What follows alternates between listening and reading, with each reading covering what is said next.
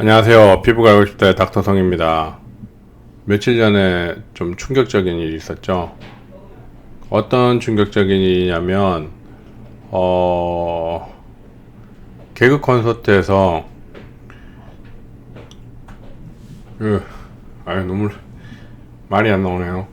그 사람들을 많이 울리고 하던 개그우먼인 박지선 씨가 극단적인 선택을 했고, 그래서 그 모친이랑 같이 사망을 하셨어요.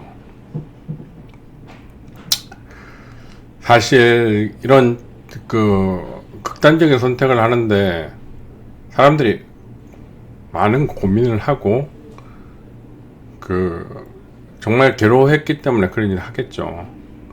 그런데 이분이 이런 극단적인 선택을 하는데 피부가 원인이었다는 말이 많이 나오더라고요. 그래서 과연 어떻게 했길래, 어떤 시술을 했길래, 물론 이런 건 다 추정이에요. 개인 이런 시술을 해서 이런 부작용 때문에 이런 문제를 일으켰고, 그래서 그분이 극단적인 선택까지 갔었다라는 것은 지금 그냥 떠도는 소문이고 다 명확히 밝혀진 건 없지만, 단지 이분이 과거에 했던 시술이나 이런 것들로 인해서 많이 괴로워했다는 거를 이제 우리가 뉴스 기사나 이런 걸 통해서 알 수가 있었어요. 그래서 과연 얼마나 힘들었을까, 그리고 왜 그런 문제가 생겼을까를 한번 얘기해 보려고 제가 이 영상을 녹음하게 됐고, 제가 마음이 너무 아픈 거는, 왜 만약에 정말 이게 그 중요한 원인이었다면 몇 개의 병원에서만 진료를 보고 그 모든 거를 결정했을까. 다른 병원을 더 찾아볼 수 있지 않았을까 하는 좀 아쉬움이 들더라고요. 그래서 하여튼 이번 내용은 박피 시술의 부작용에 대해서 잠깐만 언급을 하고, 그로 인해서 이제 이분이 겪었던 문제들, 그리고 이제 뭐 햇빛 알러지나 이런 게 생겼다고 하니까 이게 과연 가능한가, 이런 것들도 한번 얘기를 한번 해드릴게요. 그래서 이번에도 조금 들어두시면 좀 우리가 피부 시술 같은 걸 하는데 좀 경각심이 들지 않을까 하는 생각이 듭니다. 끝까지 시청 부탁드리겠습니다. 그러면 그 고인이 된 그 박지선 씨 사진을 보면서 얘기를 해드릴게요. 이분은 이제 다들 아실 거예요. 우리나라에서 굉장히 유명한 개그우먼이고, 고려대 교육학과를 나오셨고, 어떻게 보면 제 학교 후배죠. 그리고 남한테 웃음을 주는 걸 행복으로 생각하고 있던 개그우먼이었어요. 나이는 이제 37세였고 되게 젊은 나이면서 극단적인 선택을 했어요. 그런데 과연 이 극단적 선택의 원인이 단지 피부의 문제였을까? 정말 그 정도로 힘들었을까? 물론 힘들 거라고 생각은 하지만 뭐 또 다른 이유가 있는 건 아닐까 하는 생각도 해볼 수 있지만, 정말 그 정도로 괴로운 질환일까에 대해서 한번 얘기를 해보고 싶었어요. 그래서 이분의 이제 과거 기사를 보면요, 어떤 게 있냐면 2015년에 이제 청춘 페스티벌이라는 곳에서 얘기를 했는데, 고등학교 2학년 때 박피 시술을 6번 한 걸로 인한 후유증으로 휴학을 했고, 그렇게 하다가 대학을 들어갔는데 대학에서 재발을 해서 이제 얼굴에 뭐 아무것도 바르지 못하고 힘들어 했다라고 나와 있어요. 그죠? 그러면 보면 지루성 피부염, 햇빛 알러지, 뭐 이런 원인이 정확하게 밝혀지지 않은 질환을 꼽힌다, 이런 것들로 고생을 했대요. 그러면 여기서 고민해 볼게, 이 사람이 고등학교 2학년 전에도 이런 것들로 고생을 했느냐예요. 햇빛 알러지는 실제로 원인이 밝혀진 게 없어요. 햇빛을 이제 받게 되면 얼굴이 불어오르고 가렵고 막 이런 것들이 생기니까요. 그런데 보통 햇빛 알러지가 있는 사람들의 특징은, 그 햇빛이 몸에 비치게 되면 얼굴뿐만 아니라 몸 전체에 다 알러지가 생겨요. 즉 특정한 부위에만 생기는 게 아니고 팔다리, 얼굴 다 생기는 거죠. 근데 만약 박지선 씨가 햇빛을 받고 얼굴에만 햇빛 알러지가 생겼다라고 하면 제 개인적인 생각이지만 이거의 근본적인 원인은 자기가 어떤 유전적이나 문제를 가지고 있는 어떤 알러지성 햇빛 알러지가 아니라 뭔가 인위적으로 만들어진 햇빛 알러지가 아닐까. 엄밀히 말해서 햇빛 알러지도 아니고 과거에 박피 시술을 6번 받으면서 생긴 부작용이 아닐까 하는 생각이 들어요. 그래서 그 원인도 왜 그렇게 되는가에 대해서 이제 설명을 해드릴 건데, 제 개인적인 생각은 고등학교 2학년 때 박피술 6번 받으면서 그로 인해 생긴 안면 홍조라든지 다른 어떤 장벽 손상, 피부 장벽 손상 이런 걸로 인해서 이런 문제가 생긴 게 아닌가 하는 생각이 들어요. 이런 것들이, 이런 공격적인 시술을 하는 게 과연 맞는가? 그 기사 내용을 보면 박지선 씨가 여드름 때문에 박피술을 6번 했다고 나오는데, 일반적으로 여드름 때문에 박피 시술을 하는 병원은 많진 않아요. 아주 과거에나 박피 시술을 했죠. 왜냐하면 되게 깊게까지 내려가는 레이저를 쏴서 공격적으로 피부를 벗겨내면 피지선도 일부가 없어지고, 그 열에 의해서 여드름균도 일부가 죽을 테니까 그걸 노렸지만, 그걸로 인해서 염증이 심해지면 주변에 피지선이 더 자극돼서 피지 분비는 더 늘어난단 말이에요. 그러니까 근본적으로 뭐예요? 벼룩을 잡기 위해서 초가집을 태우는 꼴이 돼버리는 거죠. 그러니까 더 악화된다라고 생각을 합니다.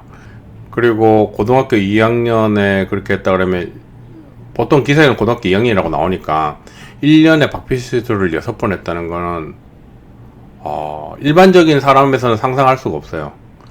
아무리 많이 해도 3번, 4번을 넘어가진 않아요. 특히 공격적인 박피 시술은 1년에 2번을 채 못해요. 보통 많이 해도 1번, 그 정도로 이제 공격적인 거는. 근데 6번 했는 게 어느 정도인지는 알 수는 없지만, 이게 나중에 어떤 피부 질환의 모든 거에 문제의 원인을 제공하지 않았나 하는 생각이 들고요. 물론 이런 것들은 다 추정이고 개인적인 생각이니까. 그리고 우선 이렇게 고인이 되신 박지선 씨한테 상가 고인의 명복을 빌고 하늘나라에 가서 웃음 잃지 않고 계속 행복하기를 정말 바랍니다. 그리고 이제 그 다음에는 이제 그 박피 시술이 어떤 문제를 일으키는지 구체적인 이제 원리를 좀 설명을 해드릴게요. 박피 시술의 문제점, 우선 이런 흉터 같은 걸 치료하려고 사람들이 박피 시술을 많이 해요. 그죠? 많이 알려져 있고 사람들도 많이 아실 거예요. 그래서 우리는 이런 박피, 대부분 말하는 CO2 프락셀이라든지 어빔 야구 프락셀 레이저를 많이 해요. 그러면 피부가 이렇게 흉터 있던 부분이 이렇게 좀 예쁘게 깎이게 되죠. 그래서 이렇게 된 부분이 이제 살로 찰 거라고 기대를 하고 박피를 하는 건데, 보통 피지선도 이 부분에 있으니까 손상이 돼서 피지 분비가 좀 줄 거라고 생각을 하는 거고, 이 열 때문에 주변에 있는 여드름균도 좀 죽을 거라고 생각을 해요. 하지만 이걸로 인해서 얻는 것보다 잃는 게 많아진다는 거예요. 왜? 우리가 생각했던 것만큼 기대치만큼 살이 차오르거나 하진 않아요. 왜? 한번 손상이 일어났던 피부는 다시 손상이 일어나면 회복 능력이 확 올라가서 살이 딱 차오르는 게 아니고, 실제로 흉터가 더 심해질 수도 있어요. 하지만 이제 이 흉터의 어떤 형태라든지 이런 게 약간 부드러워지니까 시각적으로 조금 완만해 보이겠죠. 그래서 이게 흉터가 좋아졌다고 하는 착각을 일으키는 경우가 많아요. 그래서 이런 걸 하게 되면 어떤 문제가 생기냐, 이렇게 피부 딱지가 생기는 것들 별개로 밑에 작은 혈관들이 많이 들어오게 돼요. 붉은 혈관들이 많이 들어오게 되고, 이걸 반복하게 되면 이 혈관들이 굉장히 많이 증식하게 돼요. 그럼 어떤 문제가 생겼어요? 박피를 하게 되면 이 표피가 얇아지는 사람들이 많아요. 그러면 피부 표면부터 진피까지 도달하는 자외선의 양이 증가하게 되는 거죠. 그럼 어떤 문제가 생기냐? 이 자외선이 여기 혈관에 도달하게 되면 어떻게 돼요? 이 자외선이 진피 상부에 도달하게 되면 혈관들이 부풀어 올라요. 왜? 열이니까. 자외선이니까. 그러면 혈관이 막 부풀어 오면서 얼굴이 가렵기 시작하고 얼굴이 붉어지기 시작해요. 어떤 자외선에 의한 햇빛 알러지라고 볼 수도 있는 거죠. 그래서 박지선 씨 같은 경우는 기존에 이런 햇빛 알러지를 가지고 있었던 사람이 아닌 것 같아요. 뭔가 이런 박피성 시술을 하고 이런 문제가 생겼다는 것 자체는 그거랑 연관이 크게 있지 않을까 하는 생각이 조금 개인적인 입장에서 많이 드는 이유입니다. 그래서 이 그림을 보면 어떤 게 있냐면, 이렇게 해서 흉터가 있는데 박피 시술을 한 다음에 피부가 이렇게 함몰이 일어났다가 살이 차면서 밑에 혈관이 많이 들어오고, 이걸 짧은 시간에 회복되기 전에 하면 이 혈관이 많이 들어오게 돼요. 보통 이렇게 살이 차오르면 시간이 지나면서 이 붉은 게 없어지게 되고, 그래서 정상 피부로 돌아가는 과정을 걸쳐줘야 되는데, 이걸 짧은 시간에 반복하게 되면 이게 없어지기도 전에 이게 계속 혈관이 생성되니까 어떻게 돼요? 얼굴이 계속 붉어지는 거예요. 얼굴이 계속 붉어지게 되면 어떻게 돼요? 피부 장벽은 손상되겠죠. 그리고 피부 표면은 pH는 계속 상승해서 pH 5.0에서 5.5의 정상적인 피부에서 막 7.0, 막 7.5, 7.8까지 막 올라가는 거예요. 그러면 피부 장벽이 남아나질 않고 계속 손상이 되게 되는 거죠. 그러면 피부 장벽이 손상됐다는 건 뭐예요? 각질층하고 진피까지의 거리가 가까워졌다는 걸 의미하고, 이 가까워지게 되면 어떤 문제가 생겨요? 자외선이 이렇게 쪼여질 때 이 자외선에 쪼여지는 투과의 깊이를 보여주는데, UVC는 실제로 거의 통과를 못하고요. UVB나 UVA가 문제가 되는데, 이 UVB가 진피 상단에 조금만 도달하는 것들이 이게 얇아지니까 많이 도달하게 되는 거예요. UVA는 당연히 더 많이 도달하게 되는 거죠. 그러니까 피부에 데미지를 계속 주게 되고, 이런 현상 때문에 혈관들이 계속 확장이 일어나요. 그러면 계속 가려워지게 되는 거죠. 사람이 미치고 환장하는 거예요. 얼굴에 열감 때문에. 그리고 얼굴이 따갑고 가렵고 밤에 잠도 못 자고. 그래서 우선 근본적으로 이런 치료를 최대한 자제하는 게 좋고요. 제가 개인적으로 이런 박피 시술을 굉장히 싫어하는 이유예요. 이런 문제를 일으킬 수 있기 때문에. 그래서 이런 치료를 조금 자제하시는 게 좋고, 하더라도 치료의 간격을 굉장히 크게 벌려야 돼요. 회복할 기간을 두고 하셔야 돼요. 안 그러면 또 다른 문제를 일으키고 또 다른 문제를 일으켜요. 얻는 것보다 잃는 게 훨씬 많은 문제를 일으킨다는 거죠. 그래서 고인이 된 박진선 씨를 보면 왜 다른 병을 한 번 더 찾아보려고 하지 않았을까? 왜? 잘하는 선생님들은 굉장히 많으시거든요. 꼭 이런 해결책이 아니고 또 다르게 해결책을 제시해주고 저런 해결책을 제시해 주실 수 있는 의사 선생님들이 너무 많으신데, 단지 정말 극단적인 선택을 이것 때문에 하신 거라면 그냥 제 마음이 너무 안타까워요. 예. 전 정말 너무 슬프고, 꼭 하늘에서 행복하셨으면 좋겠고, 한생하셔서 많은 웃음을 또 만들어 주셨으면 좋겠어요.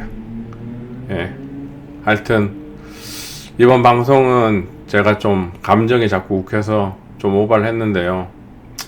그냥 많은 일반인들도 이런 걸 좀 아셨으면 좋겠다 싶어서 얘기를 해드렸습니다. 다음에는 더 많은 도움이 될 수 있는 정보, 주제, 지식으로 찾아뵙도록 하겠습니다. 고맙습니다.